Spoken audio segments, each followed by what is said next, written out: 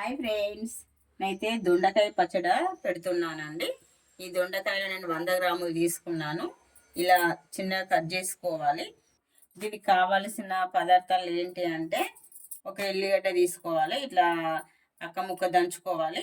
ఒక 4 ఎండుమిర్చి తీసుకోవాలి, జీలకర్ర పొడి, మెంతి పొడి తీసుకోవాలి, హాఫ్ నిమ్మకాయ తీసుకోవాలి.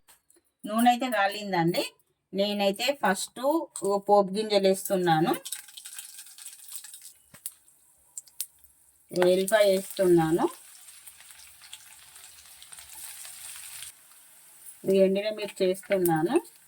అయితే మాడిందండి. ఇవి వేడి నూనెలు వేసుకోవాలి. దొండకాయలు ఇట్లా వేడి నూనెలు వేసుకోవాలి. వేసుకొని మనం అయితే ఇది ఆఫ్ చేసుకోవడమే.